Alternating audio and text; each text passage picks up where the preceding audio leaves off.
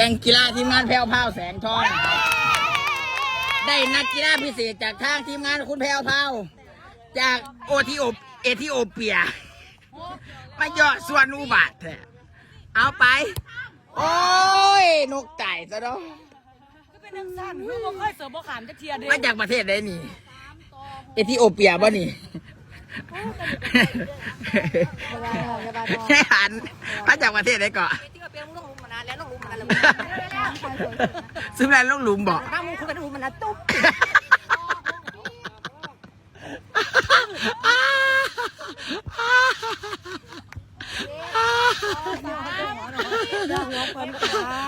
ไปเมื่อยแล้วล่ะไปเอาเดี๋ยวเลยได้หรอ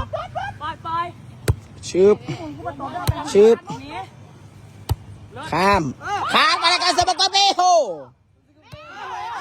โอ้ออก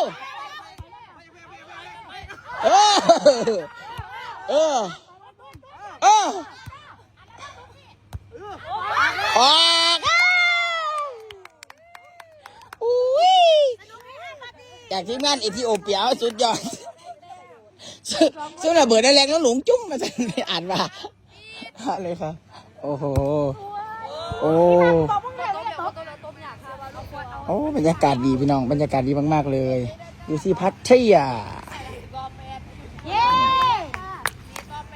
ขอเกมก็แล้วกันค่ะโอ้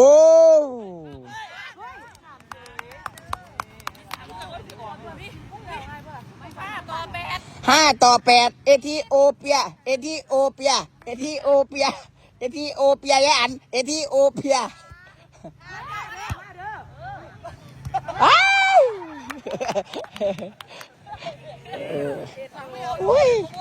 มันมีการเฮ็ดพิษกดค่ะเพราะว่า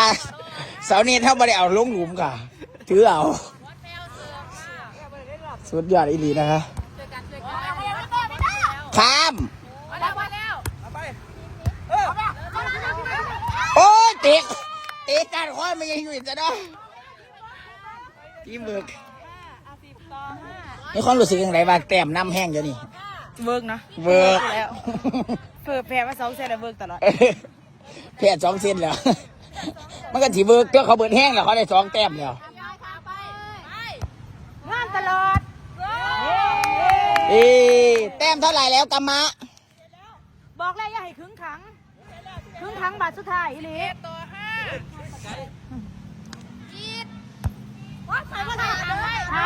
ข้ามกลับมาบูอัพไปเลยข้าม